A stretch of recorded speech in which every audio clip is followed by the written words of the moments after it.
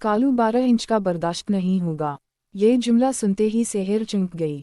इसके हाथ में मौजूद चाय का कप लरस गया और वो घबराकर बोली, क्या मतलब? आखिर ऐसा किया है इस कालू ने? मैंने एक गहरी सांस ली और आहिस्ता से कहा, सेहर, अगर तुमने आज अपनी आंखों से देख लिया तो शायद तुम भी यकीन ना कर सको। गांव के तकरीबन हर शख्स ने कालू का नाम सुन रखा था। बच्चे इसके किस्से सुनाते थे, बुजुर्ग इसका जिक्र करते थे और नौजवान इस पर शर्तें लगाते थे। लेकिन हकीकत किसी को पूरी तरह मालूम नहीं थी। कालू कोई आम बिल्ली नहीं था। वो एक अजीब वाओ गरीब, शरारती और बेहद ताकतवर बिल्ला था जिसकी लंबाई तकरीबन 12 इंच थी और इसकी हरकतें ऐसी थीं कि लोग हैरान रह जाते थे। कभी वो किसी के घर से दूध चरा लेता, कभी किसी की मछली उठाकर भाग जाता और कभी आधी रात को छतों पर ऐसा शोर मचाता कि पूरा मोहल्ला जाग जाता। एक दिन गांव के चौक में सब लोग जुमा थे। रशीद चचा बोले, मैंने अपनी जिंदगी में बहुत सी बलियाँ देखी हैं मगर कालू जैसा नहीं देखा। क्यों? किसी ने पूछा। क्योंकि ये सिर्फ शरारती नहीं, अक्लमंद भी है। सब लोग हंस पड़े, लेकिन रशीद चचा संजीदा थे। इन्होंने बताया कि पिछले हफ्ते इन्होंने कालू को पकड़ने के लिए 3 मुख्तलिफ जाल लगाए थे मगर कालू हर बार बच निकला।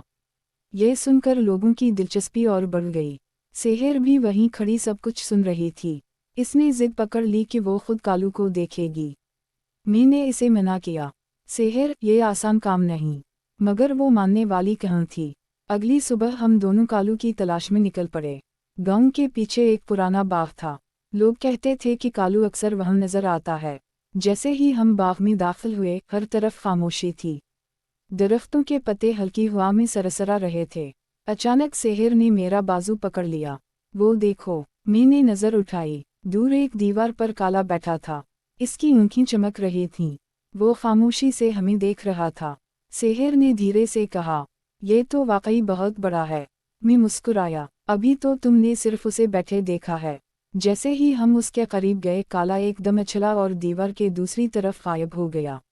अरे! सेहर हैरान रह गई। फिर शुरू हुई असल दौड़।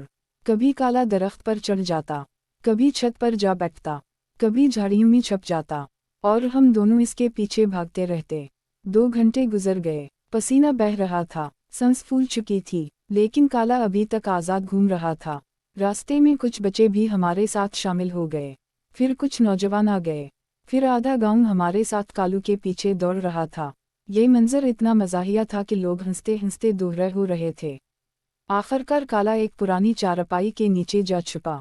सबने सोचा अब पकड़ा गया, मगर जैसे ही एक आदमी उसे पकड़ने के लिए झुका, काला दूसरी तरफ से निकल गया।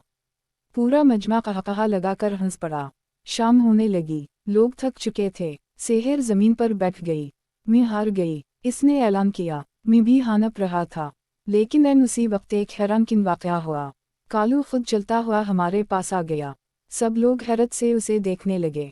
वो खामोशी से सेहर के करीब आया, इसके पाँव के पास बैठ गया और फिर आराम से आंखें बंद कर लीं। पूरा मजमा खामोश हो गया। सेहर ने आहिस्ता से इसके सर पर हाथ फेरा। कालू ने कोई मुज़ाहमत नहीं की। रशीद चचा हंसकर बोले, देखा, हम सब उसे पकड़ने भागते रहे और ये खुदा कर बैठ गया। सब लोग कहा लगाकर हंस पड़े। इस दिन सबको एक सबक मिला। कुछ चीज़ें ज़बरदस्ती हासिल नहीं होती। सब्र से काम लिया जाए तो वो खुद आपके पास आ जाती हैं। कालू इस दिन के बाद पूरे गांव का हीरो बन गया।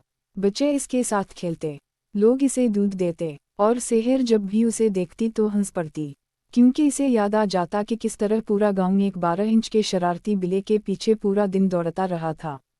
और आज भी जब गांव में कोई नया मेहमान आता है तो लोग मुस्कुराकर सिर्फ एक जुमला कहते हैं, भाई, कालू 12 इंच का बर्दाश्त नहीं होगा। और फिर सब लोग हंसने लगते हैं।